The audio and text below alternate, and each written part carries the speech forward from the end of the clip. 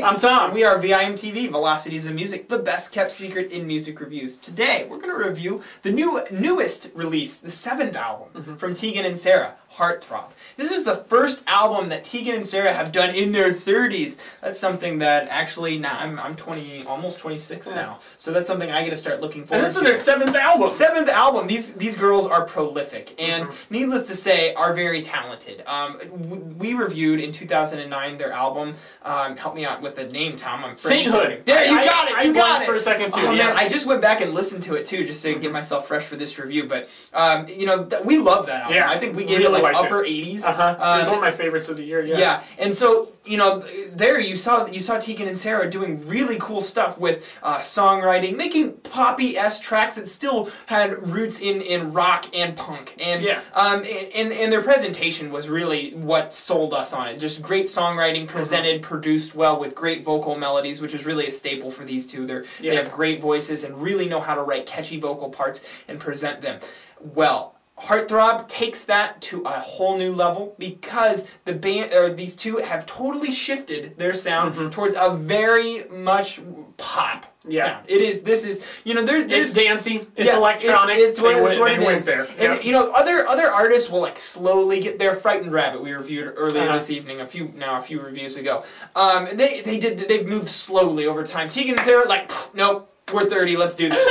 and actually, for a pop album, I'm actually quite impressed that they were able to move away from some of the creativity that they had with all their different instrumentation that they presented on 2009 Sainthood, and now are replacing that with electronic components. Tom, what was your take on Heartthrob? What strengths did this album show? Any weaknesses that it inherently has? It was quite a shock to my system. It was. I do say so. Oh, you got it. No, because yeah, you know, over time you learn to expect a certain thing from these gals, and obviously this is completely against the grain of what I would be expecting, which always means you have to give it a few more listens, you know, because you have to get those expectations out of the way. So what it comes down to for me is, you know, that songwriting and how they present it. And as you mentioned, Sainthood and even like So Jealous, some of their older stuff, I really liked it. I thought it was the perfect coupling of songwriting and presentation.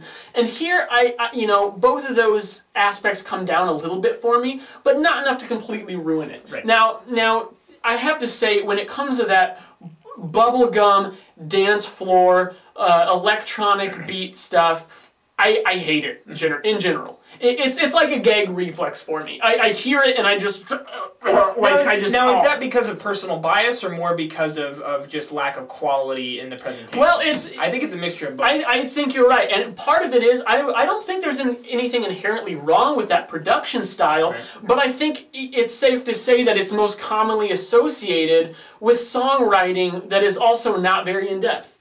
The two are something separate, but let's face it, folks, there's a correlation here, because that's what they're trying to cater to. They're trying to get those pop hits on the radio. Now, I don't necessarily think that was Tegan and Sara's intention at all. No. They were just going for something different, and I think that their intentions were somewhat pure, because the songwriting, the kind of elements they're using and the melodies and things are very classic to them, but also I still think that just the consistency and the quality comes down a little bit. I agree, and I think that really comes true. Well, I think it just comes true in all aspects of the sound. I think the natural, you know, lack of the raw instruments takes away some of the creativity in the songwriting, which these girls are very good at putting these songs together and making a really good amalgamation of different raw instruments on Sainthood and previous albums. Now here, all they're dealing with is electronic melodies that inherently kind of sound the same, like bleeps and bloops and things like that. All kind of sound electronic, so there's not a lot of real difference in the underlying sound. Now, the other thing is that their vocal parts just, to me, weren't as catchy as on Sainthood. And not consistently, at least. I think that the highlights on this album are very good. Now, also, you have to couple that with the lyrics, I think, are just a little bit more upfront, a little more cliche and immature, I would say. I think that on their previous work, you get a lot more dealing with kind of metaphors and there's a lot more to interpret. Here, it's kind of just throwing it at you. Right, and it kind of makes sense, too, because before, on their previous sound, if you had, when they had more of a kind of a attack to their vocals when there was a little bit of a tension or anger to the songs. It was magnified by the presentation and the instrumentation. Here, even when they start to do that, it's completely washed out from the underlying production and songwriting because there's just no backing to it. When you have a dance song, you should be happy and dancing to it, or it should be something that's a little bit more heavier. At the same time, it doesn't really back the emotional resonance that you're looking for. So there's that disconnect between the two kind of sides of the story.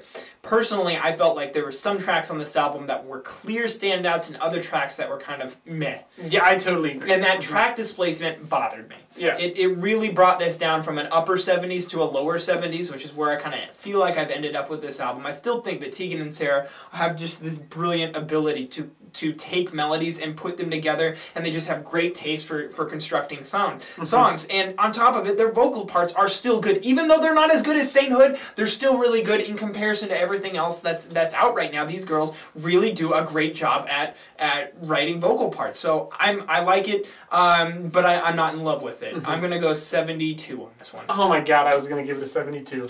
What do you know? We didn't even talk about that. It's a trap! It is. It's a trap. You trapped me in 72.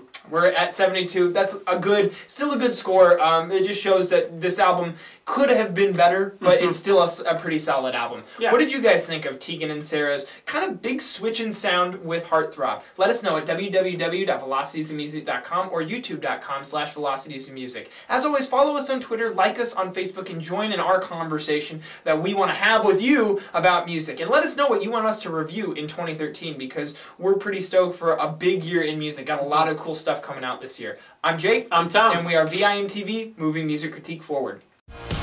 You carried romance in the palm of your hand.